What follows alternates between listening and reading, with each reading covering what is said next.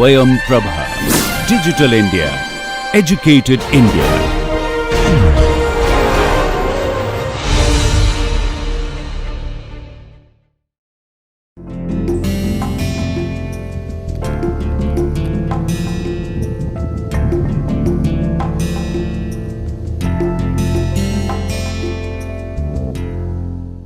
In the previous lesson, we learned about undamped free vibrations. In this lesson, we will be learning about damped free vibrations. So what is damping?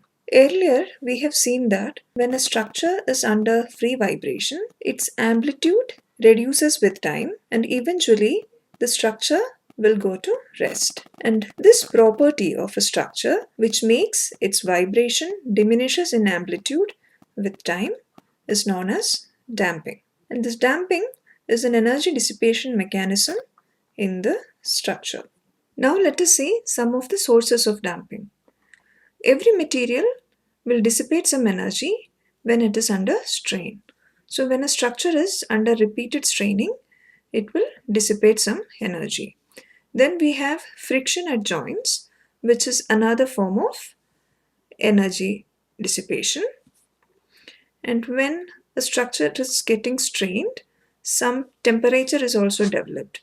So that will also cause some energy dissipation. And when a structure is vibrating, sometimes sound is produced. So that will also cause some energy to dissipate. So all these mechanisms will take away some energy from the system. And in some structures, there will be additional damping devices installed. So these devices will be designed in order to absorb some energy when that structure is under vibration. For example, damping devices are installed in structures to save it from earthquake loading. It is difficult to model all these damping mechanisms in a structure, so often we assume an equivalent viscous damping model to represent the energy dissipation in a structure. So in viscous damping, it is assumed that the damping force is proportional to the velocity of the structure. So the damping force can be calculated as C, which is a damping coefficient, multiplied by the velocity. So the energy dissipation due to the model, represented like this, is equivalent to the energy dissipated in the actual structure. Now let's look at viscously damped free vibrations. These type of vibrating systems can be represented like this.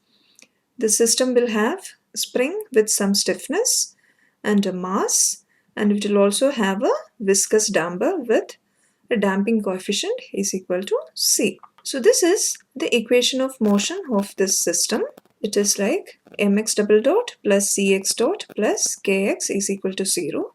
C, as we have mentioned, is the damping coefficient, and this is a measure of energy dissipated in one cycle of free vibration.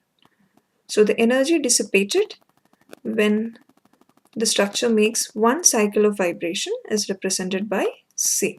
Now we can rearrange this equation of motion like this just by dividing it by the mass.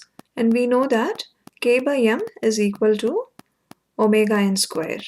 That is square of natural frequency. Now we can define a critical damping coefficient CCR is equal to 2m omega n. So this quantity is called as critical damping coefficient. We will explain the physical meaning of it later. Since omega n is equal to root of k by m, we can write it like this. 2m omega n is equal to 2 square root of km, and we can also write it like this, 2k by omega n. So we just defined a quantity called critical damping coefficient. Now we can define a damping ratio theta is equal to C by C critical. That means this damping ratio is a ratio of the damping present in the system to the critical damping. And as you can see here, the critical damping depends only upon the structure properties, the mass and stiffness, because omega n depends only upon stiffness and mass. So the critical damping coefficient will also depend only upon the system properties. So this damping ratio is the ratio of the damping present in the system to the critical damping. Now we can rewrite this equation of motion in terms of zeta. So we have x double dot plus 2 zeta omega n x dot plus omega n square x is equal to 0. Depending upon the value of zeta, the damping in a structure can be classified into 3. So if the value of zeta is greater than 1, that means the damping is more than the critical damping value. That type of damping is called overdamping. And when zeta is equal to 1, the structure is under critical damping. That means the damping coefficient is equal to the critical damping, which is equal to mass multiplied by natural frequency. And when the value of zeta is less than 1, that type of damping is called underdamping. So in that case, the damping coefficient will be less than 2m omega n. Now we will solve the equation of motion of viscously damped free vibrations. So this is a free vibration, so the force is equal to 0. And we also have initial conditions. We know the initial displacement and initial velocity. So this equation of motion, this is a second order linear differential equation, homogeneous linear differential equation with constant coefficients. So as we did in our undamped free vibration solution, we know that this equation has a solution of the form x is equal to e to the power st. So that means we can substitute this in this equation and the identity will hold. So when we substitute this function in our equation of motion, we get this, and we can take this characteristic equation and solve for s. So we know that for non-trivial solutions, this part of the equation should be 0. So this is the characteristic equation. We can solve this. So we can solve this for different values of zeta. When zeta is greater than 1, that is if the system is overdamped, we get two values of s, that is s1 and s2, which is equal to omega n multiplied by minus zeta plus or minus square root of zeta square minus 1. So these are two real values. So we have two real roots for this characteristic equation. So we can write our general solution of this equation of motion as x of t is equal to linear combination of e to the power st's. So linear combination of e to the power s1t plus e to the power s2t. So if you substitute the value of s1 and s2, we get this. So if you look at this equation closely, we can see that this value in the bracket, this value is a positive value because zeta is greater than 1. So this entire value will be positive. And same here also. The value inside the bracket is positive. So since this is positive, the exponential function, this exponent is negative. So these two terms are exponentially decaying terms. So that means our response, our displacement response of this viscously damped free vibration is sum of two exponentially decaying terms. And as we have discussed earlier, the constant in this differential equation solution can be calculated using our initial conditions. So we have done this in the free vibration example. undamped free vibration example. So here also we can substitute the value of initial conditions and solve for A1 and A2. So that will complete our solution. Now let's see how this solution will look like. We have already discussed that it will be the sum of two exponentially decaying terms. So this is how our solution will look like. So it's an exponentially decaying function. It starts with a high value and it decays faster. Mathematically, this reaches 0 at time is equal to infinity. So practically that means this response is 0 after a long time. So what does this behavior signifies? It says that an overdamped system will not oscillate. That means this curve will never cross this x-axis. So after we give this initial displacement or initial velocity, this system will go back to its original equilibrium position slowly and stays there. It doesn't oscillate. This type of damping is used in door closers, automatic door closers. Now let's see the solution of a critically damped system. So here we have damping ratio is equal to 1.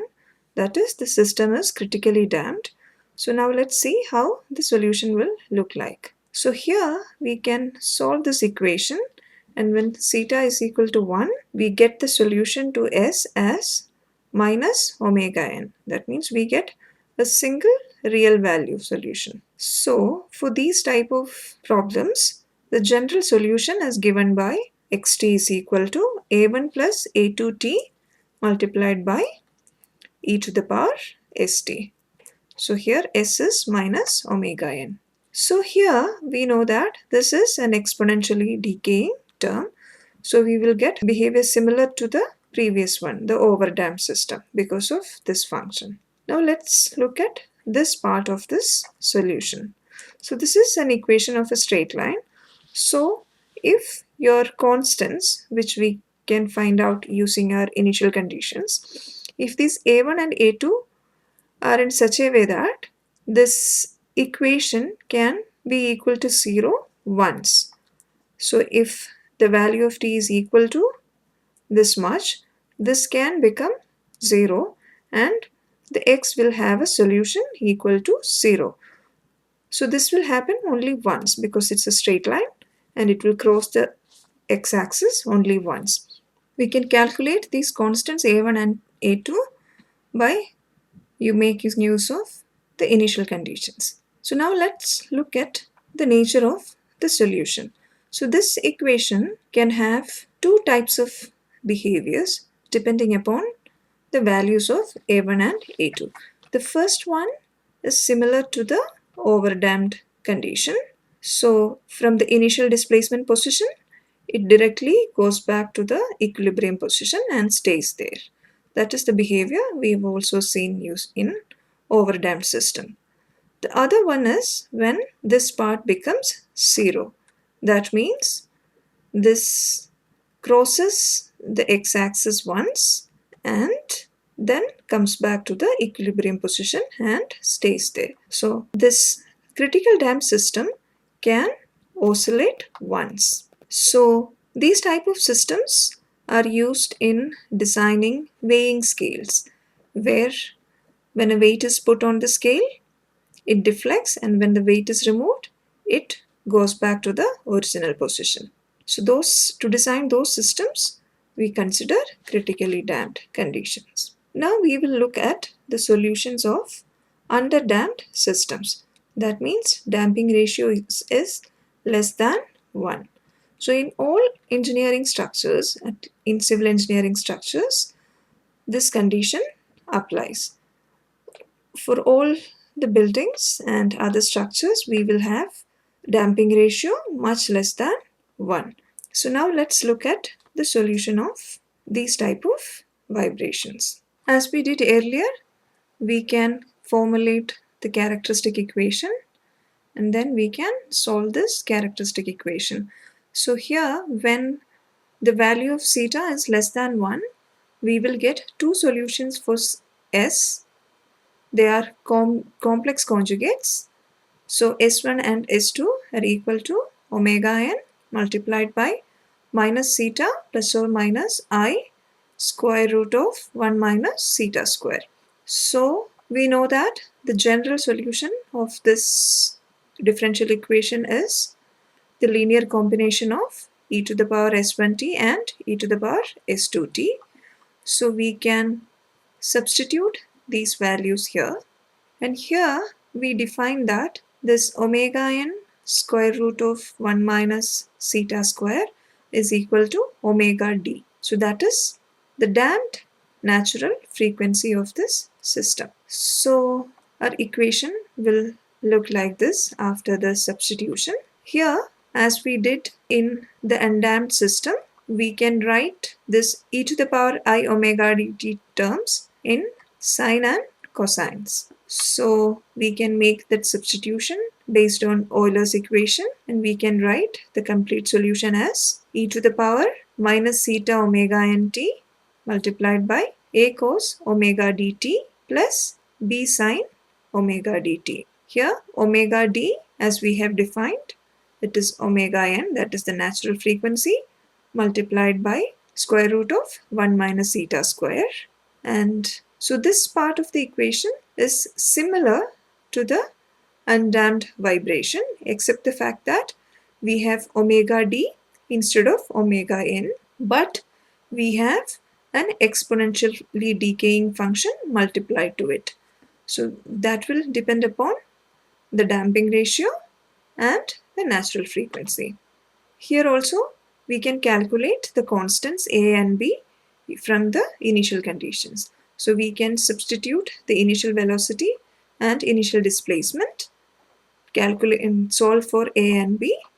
So we can find a is equal to x0, which is the initial displacement, and b is equal to this much, initial velocity plus theta damping ratio omega n and initial displacement divided by omega d. So if we look at it, if we can set theta is equal to 0, this part will become 0.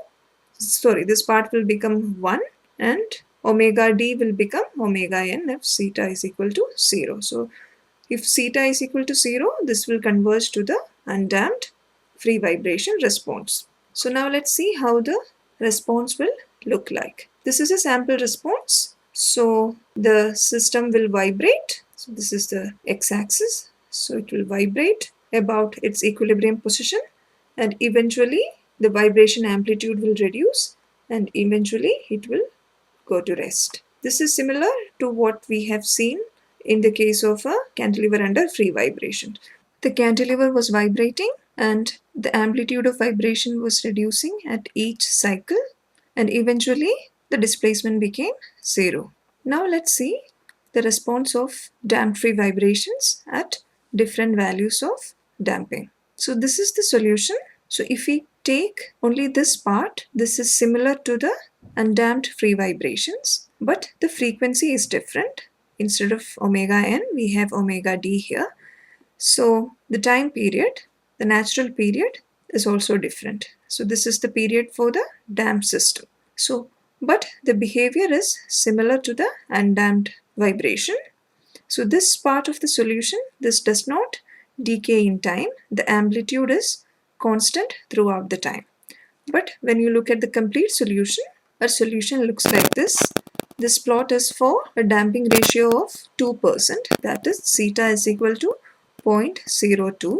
So this is how the responses is. So the amplitude, value of the peaks decay with time, and the equation of this envelope curve is given by rho e to the power minus theta omega nt.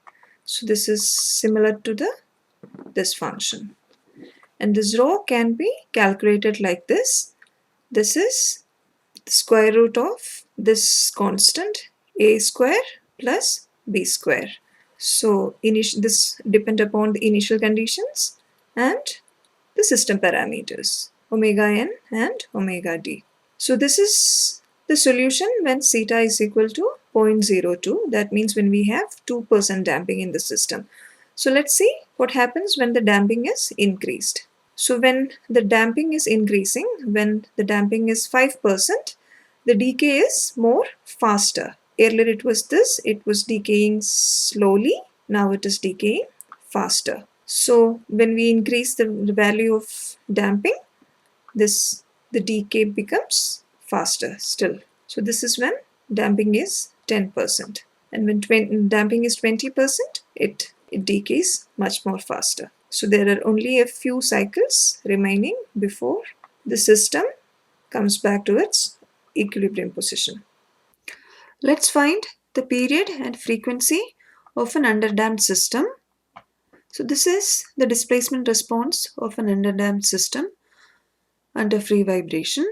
So the initial displacement and the slope are corresponding to the initial conditions given to the system. The natural period of this damped free vibration will be different from that of the undamped free vibrations. So this damped natural period can be calculated like this. This will be equal to the natural period divided by square root of 1 minus theta square. Since for undamped systems theta is less than 1, so we have Td greater than Tn. That means the period of this damped vibrations will be greater than that of the undamped response. The natural frequency of damped vibration can be calculated like this. This is the natural frequency multiplied by square root of 1 minus theta square. So the damped natural frequency will be less than that of the undamped natural frequency. So in a way we can say that the effect of damping is making the system a little bit more flexible.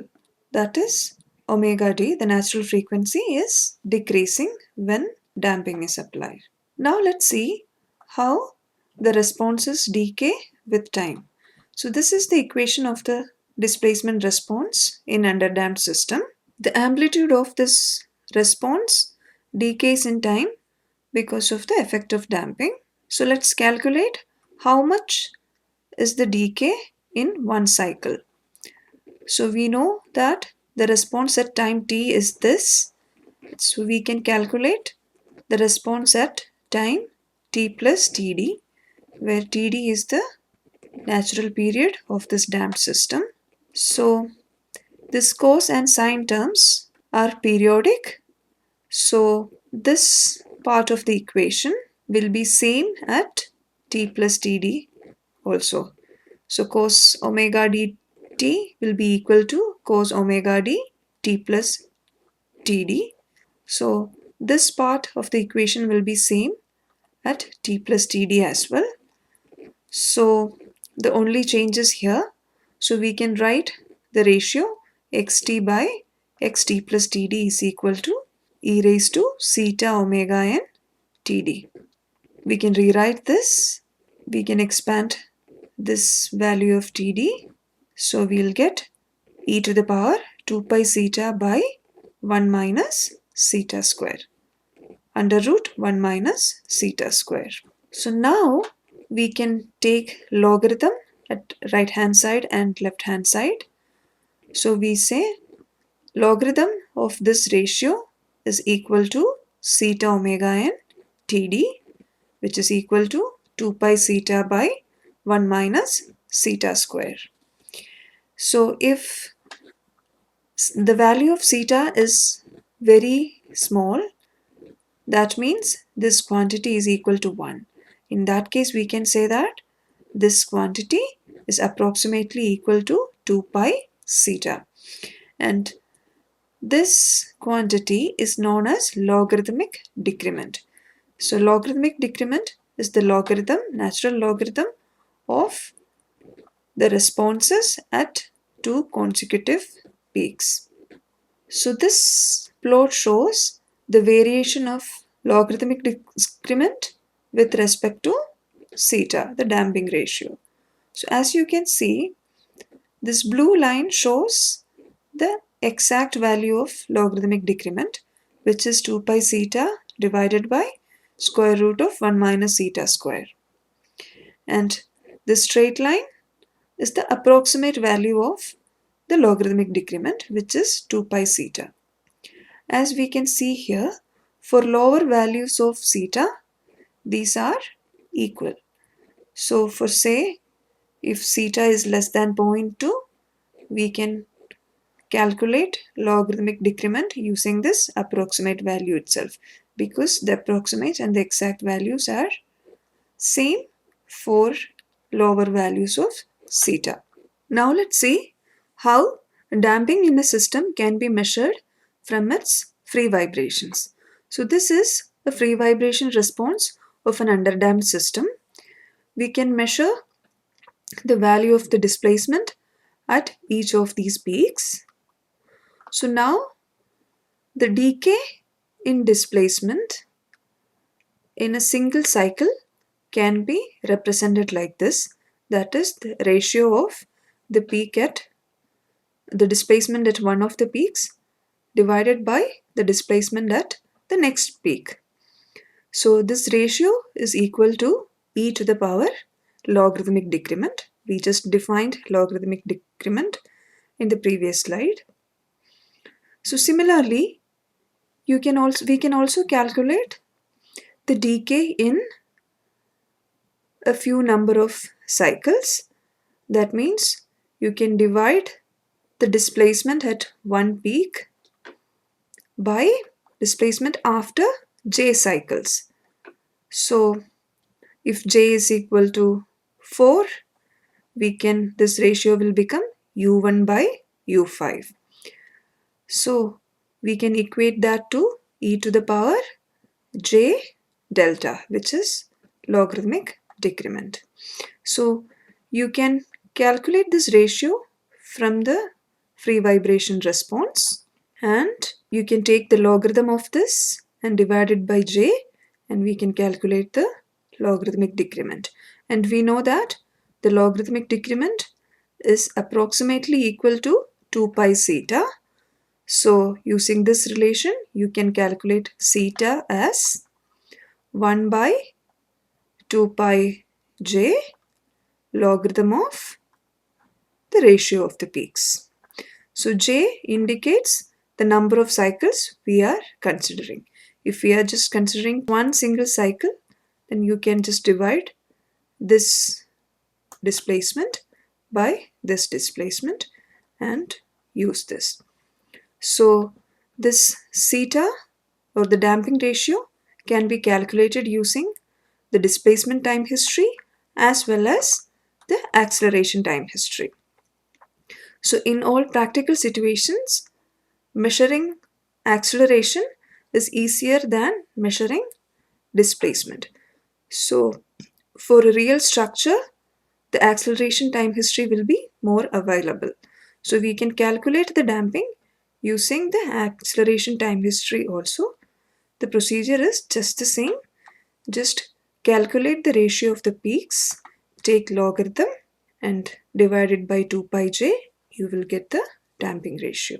So this is how we measure the damping of a system using its free vibrations. Now let's see how energy dissipation is done in a viscous damping system. So energy dissipated in viscous damping is equal to the integral of the damping force dx, right? So this gives the energy. This dimension is that of energy. This integral is equal to, if you integrate from 0 to the time t, c u dot, that is what fd is. So fd is equal to c u dot and dx is equal to u dot dt. So if you integrate this, we will get how much energy is dissipated by the time t. So we've discussed that in free vibration, initially we are disturbing the system. So when we are disturbing the system, we are giving an input energy to the system. So that input energy which was received at the beginning is getting dissipated because of damping. So as time increases, the dissipation also increases, and after some time the all energy is being dissipated. So that's when the vibration stops. So that's when the system comes back to its equilibrium position and stays there.